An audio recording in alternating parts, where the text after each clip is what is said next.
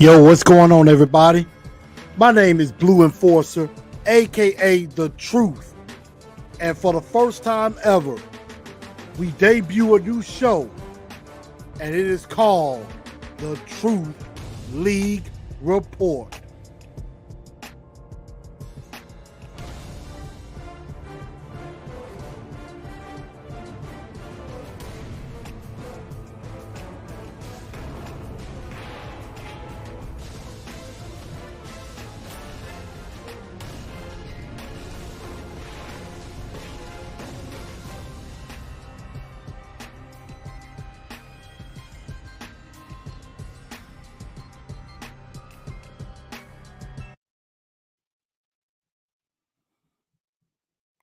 What's going on, everybody?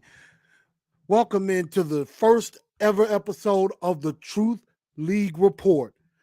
I am Blue Enforcer, aka The Truth, and we are going to have an excellent show to start off this new adventure. For some of you that are new to the show, just a little bit about myself. I was originally born and raised here in Memphis, Tennessee, lived in Nashville for a long time. I am an avid Titans fan, as you can see. However, on this show, we're talking all things NFL. It will be completely unbiased, and we are going to have some fun, and we're going to be talking all things NFL. So whether you're a Jaguars fan, a Colts fan, a Texans fan, you are welcome in here. If you're a fan of any NFL team, you are welcome to come in anytime. Hey, as long as we're all respectful to each other, we are going to have an excellent, good time. And so we're going to have a lot of fun here tonight. And first off, I would like to ask if everybody, if you could share this show out. You can share it on Facebook, YouTube. You can share it out to Facebook, Instagram, and Twitter. And also, as the show goes on, make sure you smash that like button as well. And let me know what you think of the show. And we're going to have a really good time. So in this show, we're going to be talking a lot about the AFC South. And as you can see also on the page, if you want to follow on Facebook, you can follow me on the TNT Enforcers page. That's the fan page. And the Titans and Truth, that's the main page. On Instagram, it's at Titans_N_Truth. And also on Twitter at TNT Blue Enforcer. And also, if you're feeling generous enough for a super chat, those are also welcome as well. So I thank everybody for tuning in, and I definitely want to welcome any new fans that end up coming to the show. Welcome, and you are more than welcome to join us. So welcome again to the all new Truth League Report. So let's go ahead and get started. We got the AFC South. And I know I said I was going to make some predictions on that. I will definitely try to make predictions on that before the season starts. So do forgive me on that. But I do have an idea where I think these teams may finish. So we are going to discuss that. And again, I welcome your comments. I welcome your questions and everything as well. So let's go ahead and we get this road on the show. And so let's start off with each of the teams. We have, of course, first off, the Jacksonville Jaguars. And the Jags, of course, finished 3-14 on the year. So they finished last in the division. Of course, a lot was going on with that, with Urban Meyer, of course, being let go. And, he was fired from his job. And of course, Doug Peterson gets hired in his place. And so that was really a whole big thing that was going on was, when they were playing Cincinnati and he stayed up and was at a party and everything, and all of that got out, and the Jags wasn't doing very well.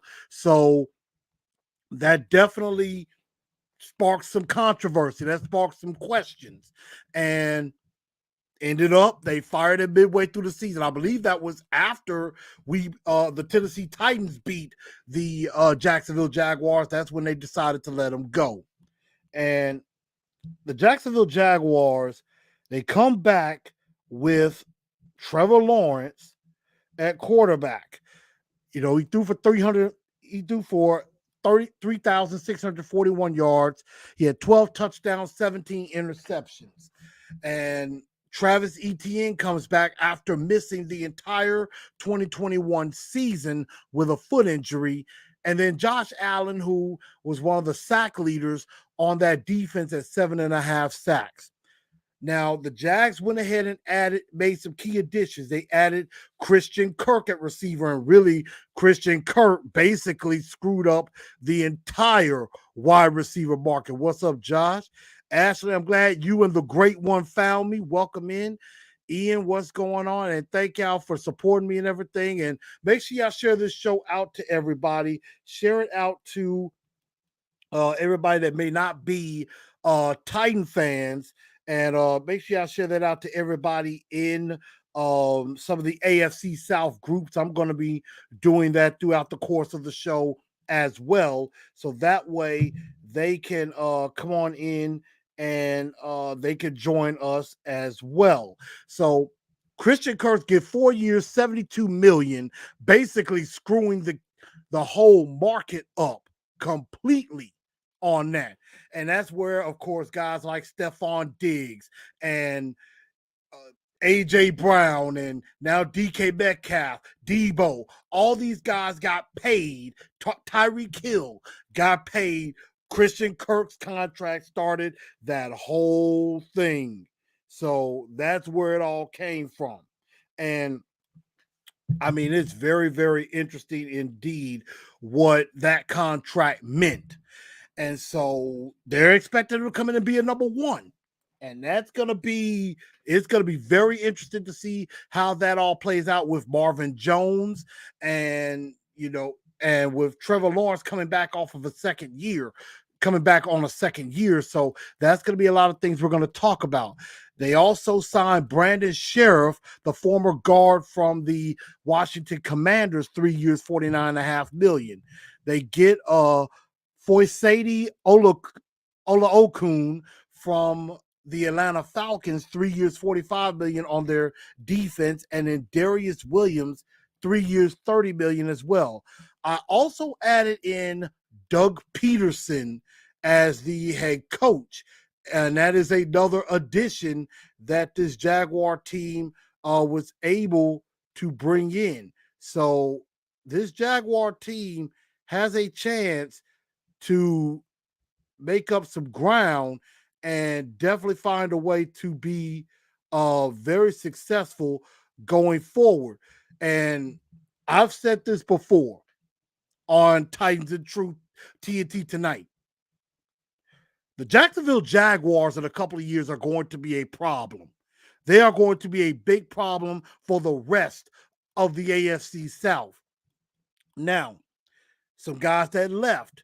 Miles Jack going to Pittsburgh. DJ Chark going to Detroit. Those are a couple of big losses. Andrew Norwell goes to the Commanders.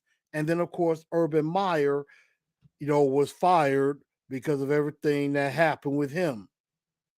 So, the Jags have some people to replace, but they also got a couple of very good pieces that are right there. And I see the great one, Mitch, is here. What's going on, good sir? Josh said the Titans own the Jags' tail. Well, right now they might, but we're definitely going to see how that carries on. If you take a look at the draft class that the Jags brought in, I mean, with the first pick, they get Trayvon Walker from Georgia. Then they follow that up with Devin Lloyd, the linebacker from Utah, who is really going to help improve that defense.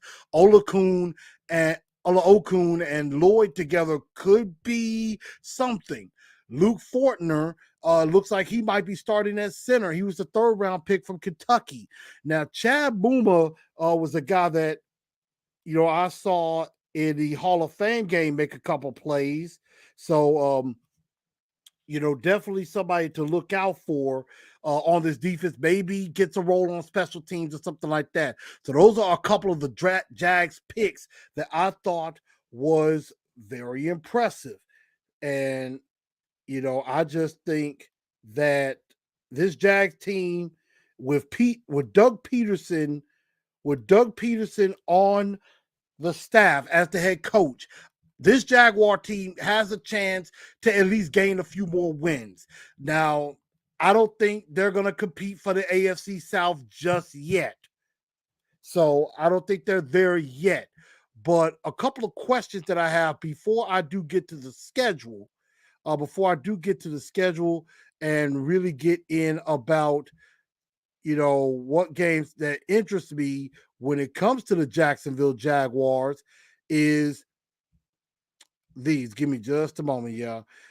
And that is going to be number one. Can Trevor Lawrence take that next step? And Trevor Lawrence has a chance to be really something. Really something.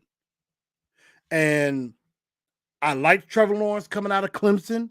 I thought he was very impressive. And I honestly thought he was definitely the best quarterback in the class. And as soon as the Jags picked him, I was like, oh no. The Tennessee Titans are going to have to face this guy twice a year, going probably for the next 10 years. So, Titans, good luck. Good luck indeed.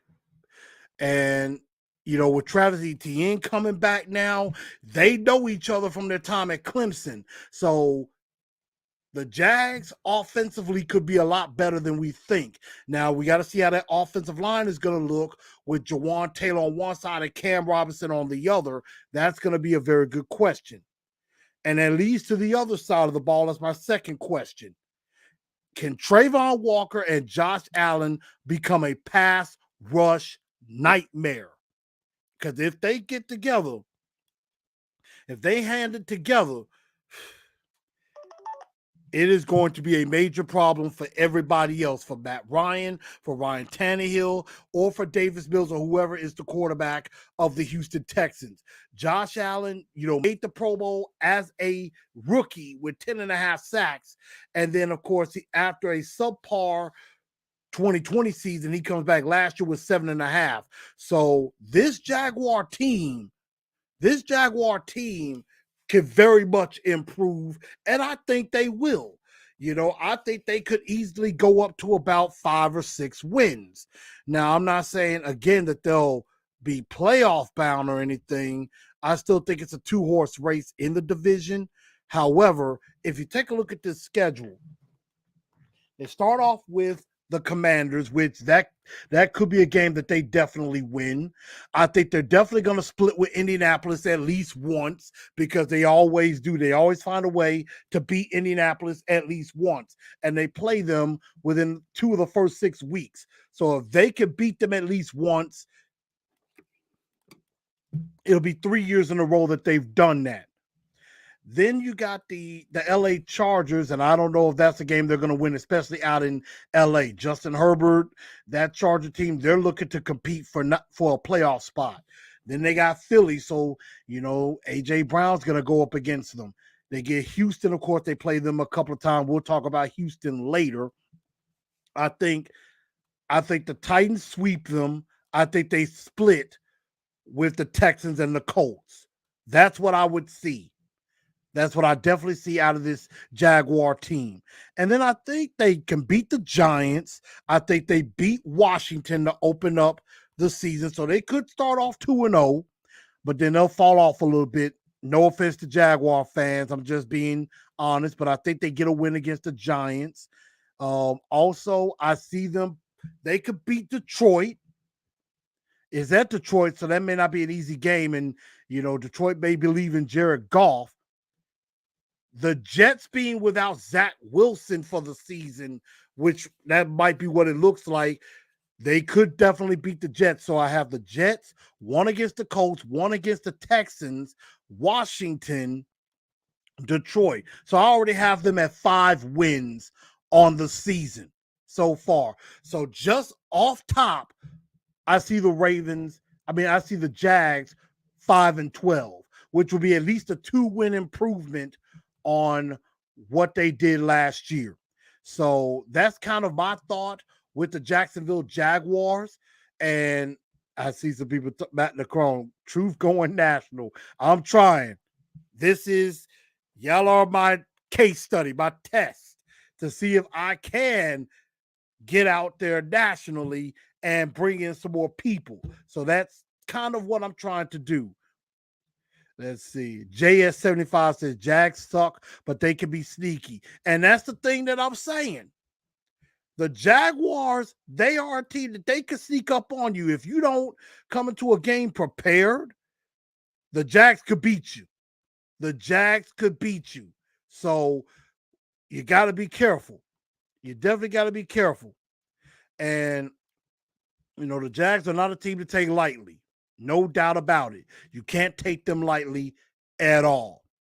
So now we're going to go on to the next team, and we are going to talk about the Houston Texans. And the Texans, of course, coming off of a 4-13 season that had some issues at quarterback. They had their drama at quarterback, especially with Deshaun Watson, the Deshaun Watson drama that basically completely drove the narrative. And now Deshaun Watson, of course, has gone to Cleveland. And David Culley, after 1 year, gets fired and replaced by Lovie Smith. So now he's the new head coach of the Houston Texans. And he's trying to turn them around from a 4-13 season a year ago. You got Davis Mills, who the Texans, they believe in him. They believe in Davis Mills. He threw for 2,600 yards, 16 touchdowns, 10 interceptions in relief. Tyrod Taylor started the season. Davis Mills finished it. And so they really think and some people around the league are starting to talk like this, like, maybe Houston might have a little something with Davis Mills. I saw it firsthand in that last game of the year against the Titans, where Davis Mills definitely almost came close to beating us. So he definitely tried to engineer a game where Houston tried to take it to us. So Davis Mills might be the future for the Houston Texans. That's why they didn't draft a quarterback in this draft.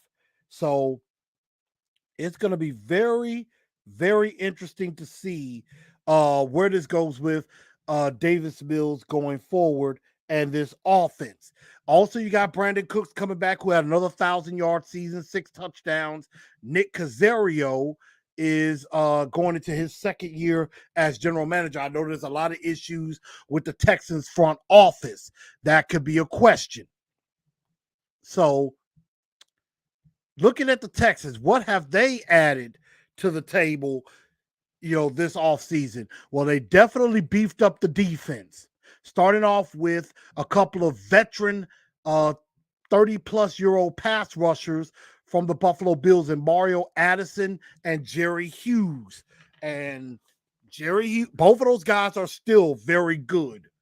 So they're definitely going to help that defensive line and that pass rush for the Houston Texans. Of course, with J.J. Watt now gone and everything. And Whitney Merciless is gone too.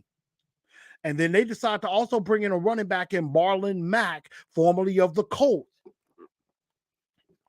I mean, now that the Colts have Jonathan Taylor, they probably didn't feel they needed him, so he gets a 1-year, $2 million deal. Also, they bring in Steven Nelson, the former slot corner of the Steelers, who I thought the Titans should have picked up last year.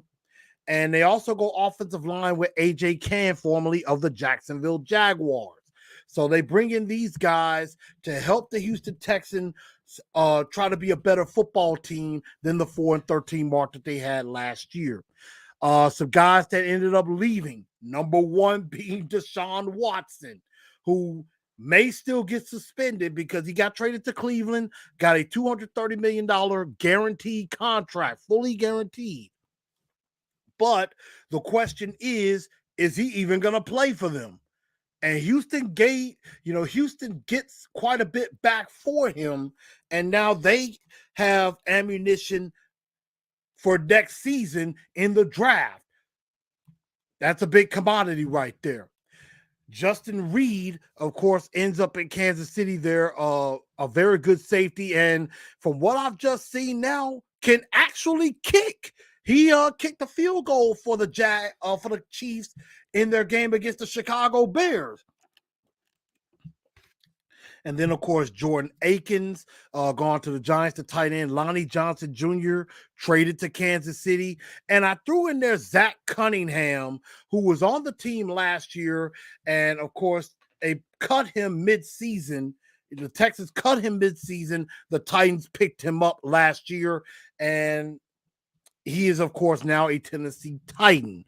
So the Houston Texans, can they definitely improve? And that's one of the questions that I do have for the Texans is, will they improve on their win total?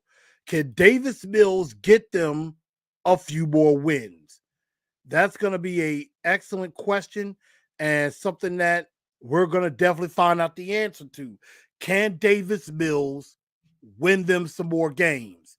And can he lead? Now, at running back, they have a guy that a lot of people are getting excited about in Houston named Damon Pierce, who and I'm gonna bring up the draft board. Houston actually had a really good draft. Very, very good. They get Derek Stingley from LSU, one of the better corners that came out of college football. And then they get Kenyon Green, who I believe the Titans were targeting at, I want to say, at 15. And so they also get a safety in Jalen Petrie from Baylor, who is probably going to end up starting at safety. Stingley's going to be starting at corner. John Mechie III from Alabama, but unfortunately he will not be playing this year because he's focusing on his health, dealing with, I believe it's leukemia that he's dealing with. So prayers up for John Mechie III that he can beat leukemia and get into remission. So definitely prayers up for John Mechie. And then also Christian Harris, a linebacker from Alabama as well. Damon Pierce in the 4th round. He's a guy that the Texans and their fans are very, very excited about. Had a nice couple of runs in the preseason game against the Saints, and a very good drive in the 4th quarter by Jake Driscoll leading them down. They had a couple of nice young plays from some of the young players. They ended up scoring the game-winning touchdown with 25 seconds to go. So that was very impressive by the Houston Texans to get that win there. So, this draft class, very, very impressive indeed. And the other question I have is Davis Mills the real deal in Houston? Because they're really putting a lot of stock in him. They really believe in him. And they really think that he is the guy that's really going to turn it around for the Houston Texans. He's the guy. They're hitching their wagon to him a little bit. So they are invested in Davis Mills. He was a 3rd round pick out of Stanford. He comes in, halfway through the year. The Texans are not going to do anything. So he played free. He, played loose and really put up some very good numbers for the Houston Texans last year. But now, with him being entrenched as the starting quarterback, the pressure's a bit different now. The question is, can you improve, knowing now that teams have a little bit of film on you and now they're going to know how to come after you?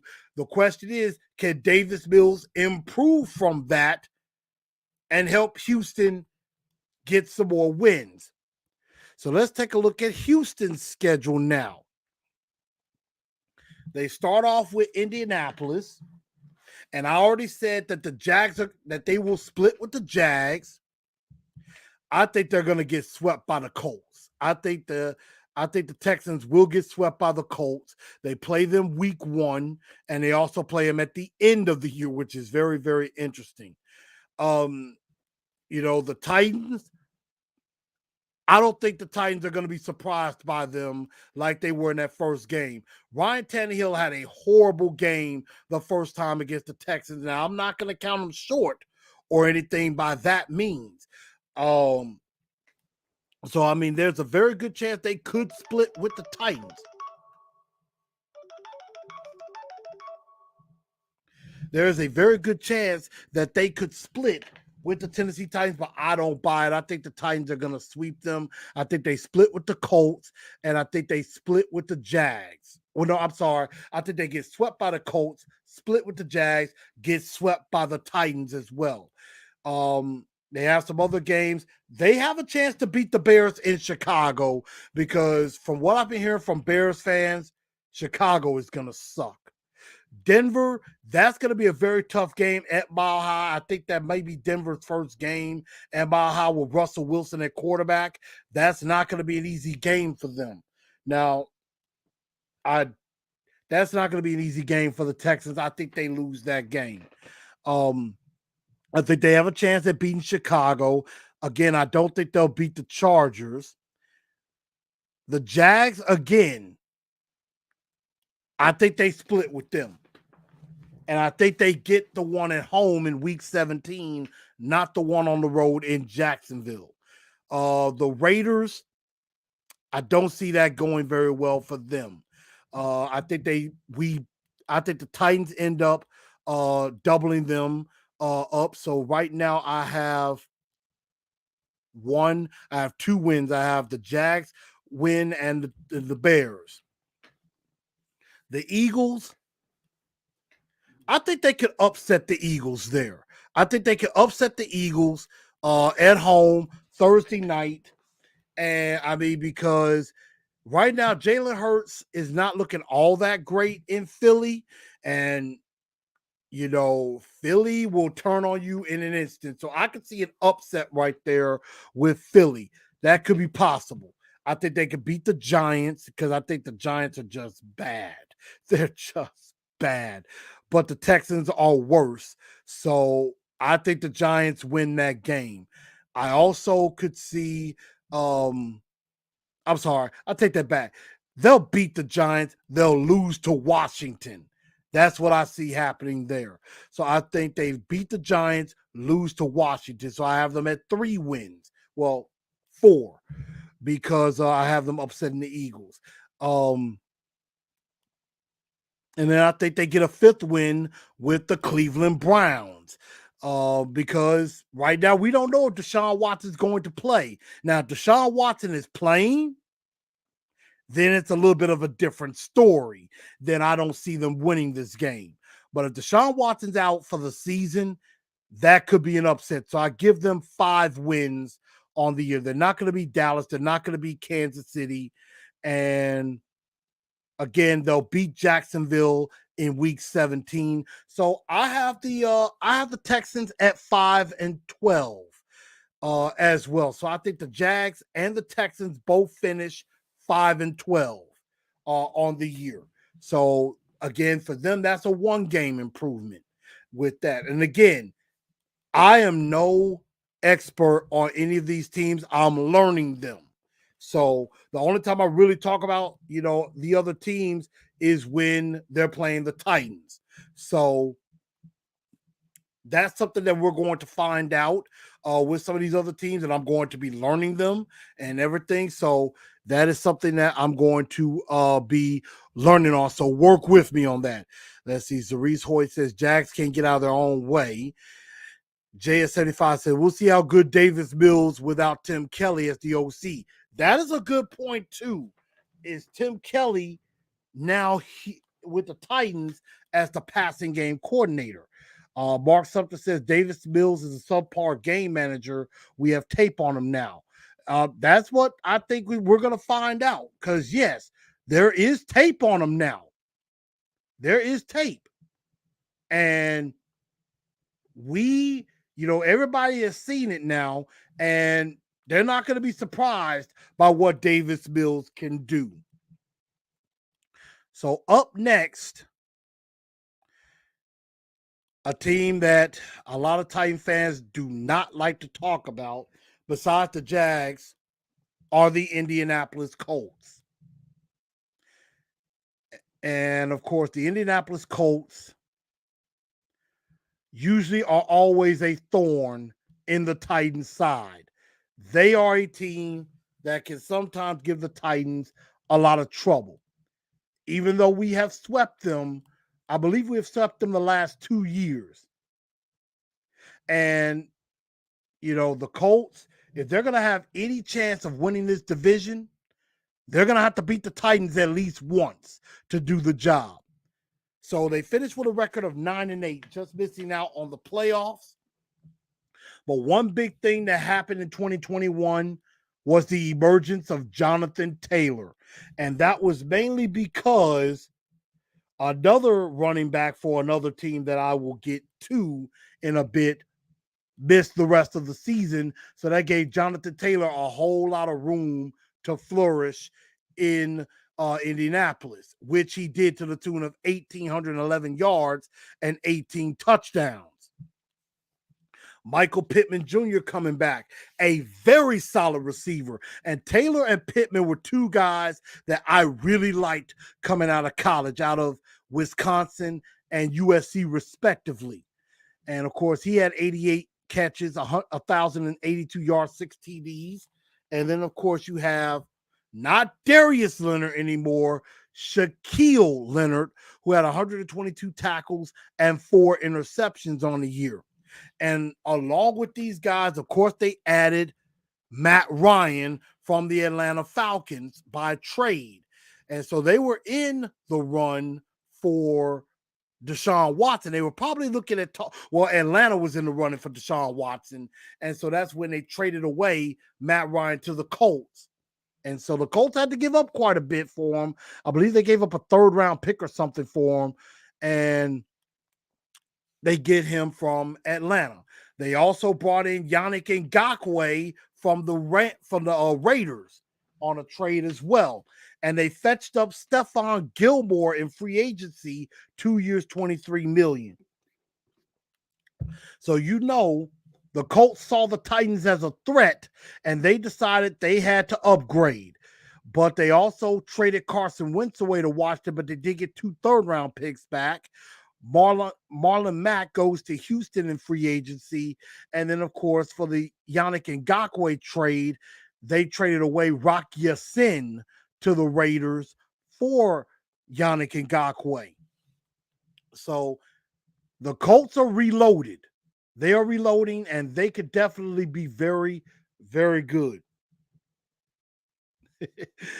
Let's see. Ms. Mims comes in and says, all the teams the Titans playing against, they're all going in the mud all the way. This is our year. I really hope so. JS75 says, I still think the Titans will win the division again because of the defense. We'll see about that. And Marks Up says, Colts are overrated. We're definitely going to find out. We are definitely going to find out because in their draft, the Colts go and get Alec Pierce, the wide receiver out of Cincinnati. They did not have a 1st-round pick, but they had to end up getting a 2nd-round pick from the Vikings because they didn't have a 1st or a 2nd. And so they ended up getting one from the Vikings, and that was for Alec Pierce. Excuse me. They get Jelani Woods from Virginia, and I like that guy. Jelani Woods could be a matchup nightmare for anybody in this division. And then they also go and get Bernard Raymond, an offensive tackle from Central Michigan, a guy that on my TNT Tonight show, I was scouting possibly for the Tennessee Titans. So those are a couple of big-time players from the draft that they might be looking at. And Nick Cross from Maryland at safety as well. So the Colts are trying to reload, and they're going to try to make a run at the division. They want to take this division back from the Tennessee Titans. It's going to be much easier said than done, but the Indianapolis Colts, they are a team. They are not going to go away. That's one thing about them. The Colts are always going to be in the thick of things. And that leads me to my 2 questions on the Colts. Is Matt Ryan the real answer for the Colts? Because for 3 years in a row, the Colts have tried to answer the question with a quarterback. Now, I know they got Quentin Nelson on the offensive line. He's one of the best guards in the game, and they got Ryan Kelly at center. but they're very unsure at tackle. I know they got Braden Smith, and now they got Bernard Raymond as well because Eric Fisher did not work out. And of course, Anthony Costanzo is retired.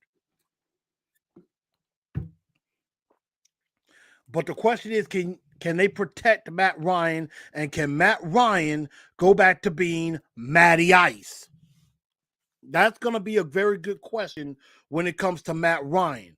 I think Matt Ryan is definitely an upgrade over Carson Wentz and Phillip Rivers. But if you put pressure on Matt Ryan, he could make mistakes. That's what kind of led him out of Atlanta. Plus, he had a very, very high price tag with that. But I do think the Colts may have something good with Matt Ryan, and he could be a major problem for anybody else in this division. So Matt Ryan, I don't know if he's the answer in Indianapolis, but he is definitely an upgrade without a doubt. He will definitely help the Colts be better than what they were in 2021, even with that 9-8 record. So Matt Ryan, I hate that they got him, but they do. The other question is, this 4-3 defense under Gus Bradley, is it going to work? Because, yes, you still have DeForest Buckner. You still have Shaquille Leonard on the other side. You got Onyerike, I believe the other pass rusher. So you still got them. Tyquan Lewis is coming back.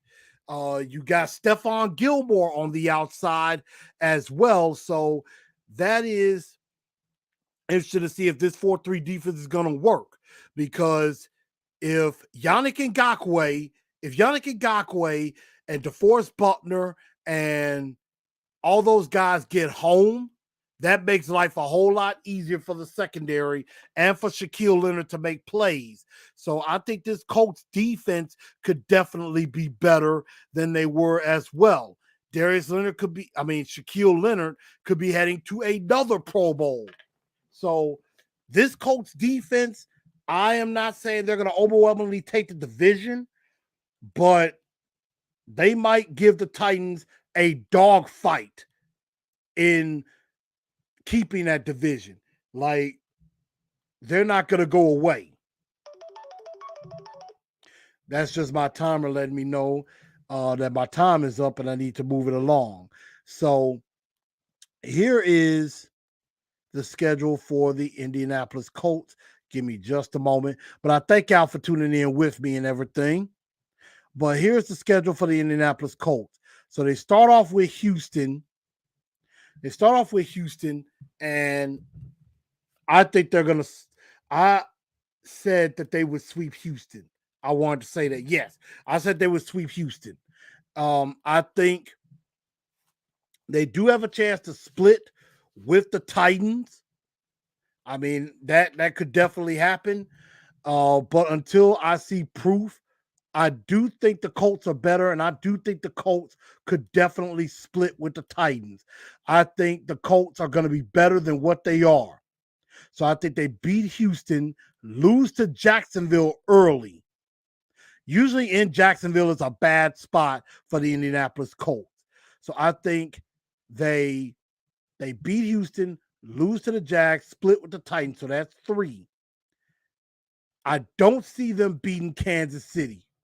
Even though Kansas City doesn't have Tyreek Hill, they still got Travis Kelce, and they still got that guy by the name of Patrick Mahomes. But I do think the Colts could give them a game, but I do think Kansas City wins that game. Again, I said they would split with the Titans. I think they could beat Denver in Denver. So I think they'll definitely take that one. Let's see. Yeah, I said Houston split with the Titans. They'll split with the Jags. They beat Denver. So they got 4. I think they beat Washington. That's 5. I think they beat New England. That'll be 6. I think they lose to the Raiders. I think they beat Philly. So that'll be 7. I think they'll beat Pittsburgh. That'll be 8. I think they beat Minnesota. So that'll be 9. They'll beat the Giants. That's 10. I don't see them beating the Chargers, and I don't know if I see them beating the Cowboys at Wally World on Sunday night. So I have the Colts going 10-7. And I think they do make the playoffs as a wild card team, but I do think the Titans win the division. I think the Titans win the division and the Colts right there in second place. Now, again, this could go completely different. So, we'll definitely be waiting to see and find out. And a lot of it does depend on Matt Ryan, on how he plays. Johnny Bell, tighten up. What's up? JS75 says, depend on how Matt Ryan plays. And it does depend on that. If Matt Ryan plays well, the Colts are going to win some games. If they don't play well, they won't. And let's see, Mark says, Matt Ryan's an upgrade, lackluster pass catcher. Michael Pittman is no slouch at all. He's very good. Zach Pascal is a sneaky guy that maybe he won't get a whole bunch of catches, but he'll at least get one or two big plays out of there. And then, they got Mo Ali Cox. Jelani Woods is going to be a matchup problem. If he puts it all together, he is going to be a major issue. So we're definitely going to find out about that. And then says Pittsburgh will beat the Colts. Cowboys beat the Colts. KC beats the Colts. So basically, she thinks everybody beats the Colts. But we got to be objective here. So that's why I have to say all of that.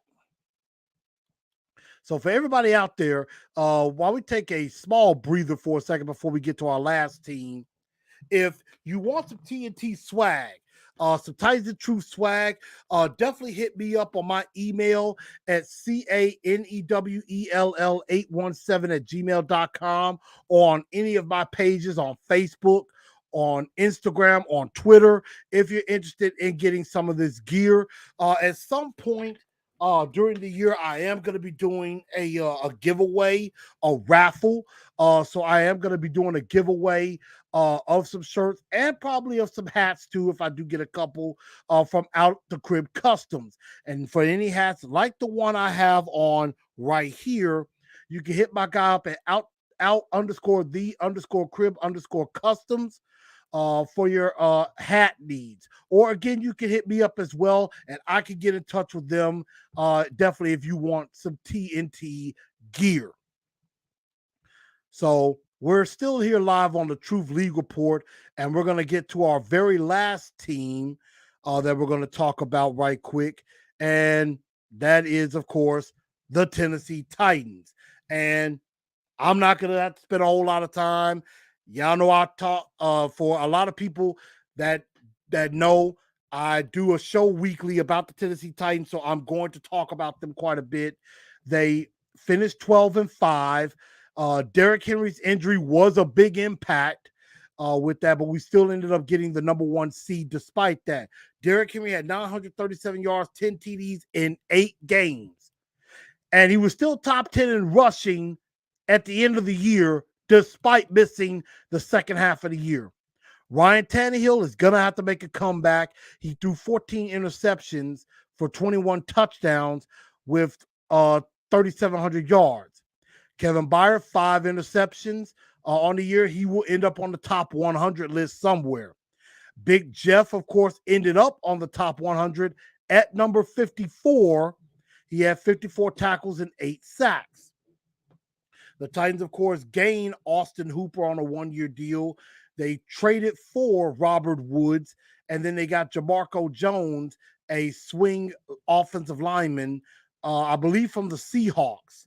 2 years, $4.8 million, but there's a question if he's even going to make the roster. Some key departures that we lost. A.J. Brown. I've said enough about A.J. Brown. I think it was a big mistake. He's gone to Philly now. Nothing we can do about that. Julio Jones was released. Tampa Bay picked him up. So the Tennessee Titans will see the Tampa Bay Buccaneers in joint practices coming up this week. Roger Saffold ended up going to Buffalo after he got released. Jayon Brown goes to the Raiders, and Deontay Foreman ends up in Carolina, because the Titans didn't have any room for him. And so, the Tennessee Titans ended up in the draft getting some good picks.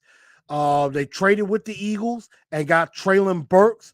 And, I think a lot of questions have been answered with him. Roger McCreary has impressed, the number 2 pick from Auburn. They get an offensive lineman and Nicholas Petit-Ferrer from Ohio State. And then, of course, the big acquisition in this draft, Malik Willis, the quarterback from Liberty. They trade up to get him in the 3rd round, and he is definitely, put some energy into this fan base that wasn't already there before. You got Hassan Haskins, Chikaquanquo, Kyle Phillips, a couple of guys in the later rounds that could end up paying dividends. And so for the Titans, of course, my questions come, can Derrick Henry be King Henry again? That's the question that we're hoping to get an answer on. He does look good in camp. Looks like he's back to his old self, but we got to see that in some first game contact. How does Ryan Tannehill bounce back? From all intents and purposes, he looks good in practice. The only thing is, looking good in practice is different from looking good in games in the regular season and in the playoffs, where it really matters. And then, these receivers, can Treylon Burks, Robert Woods, can they fill the void that AJ has left? And last but not least, can this defense become a top-notch defense? Because this defense was one of the top 10 best. And I think they could go even further than that. They were number 2 against the run. I think they could finish number 1. And I think the sky's the limit, that they should at least finish in the top 5. That's what I'm thinking about this Tennessee Titan defense. I think this Titan defense is legit. I think they're going to be something special. Big Jeff, you got Dupree, you got the Nico Autry, you got Harold Landry, who just signed a new contract, Zach Cunningham and David Long. I think they're going to be a terrific pair of linebackers. And then at safety, Kevin Byard, Amani Hooker. And then you got Christian Fulton, Roger McCreary, Elijah Molden, Caleb Farley. Caleb Farley is going to be a question. Can he stay healthy? And can he get it all together, get his whole game together, and be a problem for any other opposing offenses? So that's going to be the question there for the Tennessee Titans. But in taking a look at their schedule, again, I think they beat the Giants. Something tells me they're going to beat Buffalo on Monday night. So I think they start off 2-0.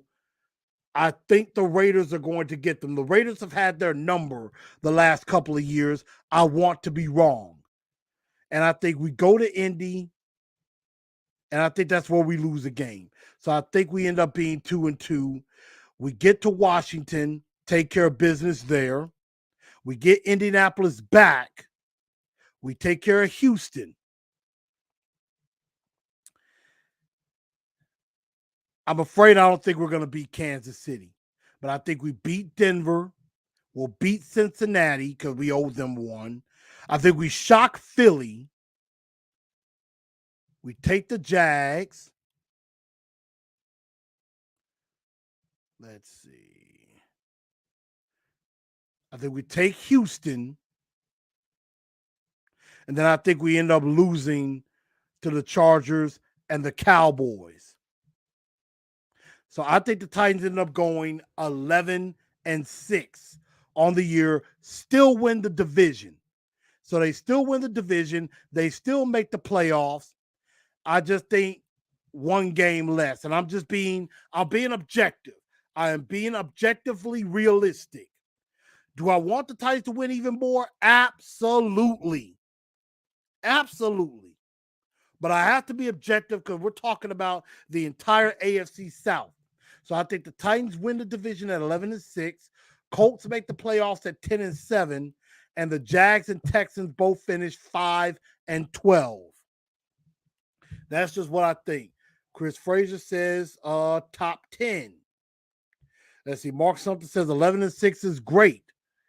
Chris Frazier says top 10. Weaver might make some noise. And yeah, Weaver could definitely make some noise. That much is true. JS75 says, I wonder if Burks is the real deal. We're definitely going to find out. Ms. Mims says, my odds will be open on Tannehill. And yes, Derrick Henry will be the king again. Well, that's definitely what I'm hoping for. That is exactly what I'm hoping for. Marshall says, yep, Kyle Phillips will surprise a lot of people. I definitely agree with that. So that's what we're definitely going to find out with these teams. So that is my prediction. Titans win the division at 11-6. I think the Colts finished 10-7, and the Jags and the Jags and the Texans both finish 5-12. So that is my thoughts on the entire AFC South. And I want y'all to leave a comment in here. Am I correct with my predictions? Am I correct with what I was saying? Was I incorrect? If you think I was incorrect, let me know. Let me know where I was incorrect at. And we could definitely talk about that. So if you haven't already, make sure you subscribe to the channel. If you haven't already hit that subscribe button, I need you to go ahead and definitely do that. Definitely hit that subscribe button. You could definitely follow on any of my pages on Instagram at Titans_in_truth, on Twitter at TNT Blue Enforcer, and also on Facebook and on the TNT official page, as well as the TNT Enforcers page for the fans as well. So let me know what y'all think of the show. Let me know what y'all thought of my predictions. Let me know if y'all thought that it was good or if it was not good. Let me know if I was, if I was right or if I was wrong. I want to hear from you. So y'all definitely hit me up with that and let me know what you think. And I want to say thank you to everybody for tuning in to the Truth League Report. I will be doing this each and every Monday night, starting at 6:30. And also, I'm going to start ending up doing some stuff on Friday night as well. Once the season starts, we'll be doing pick'ems. We're going to be picking games as well. So I want to say thank y'all to everybody who has tuned in to this show. If you want, also stay tuned because coming up, I am also going to do a show where I preview the NFC South as well. So definitely stay tuned for that. And I want to say thank you to everybody, and let's tighten up because that's all I know how to do. And good luck to everybody in the AFC South. And I look forward to some good competition. Y'all stay tuned for the NFC South preview on the Truth League Report.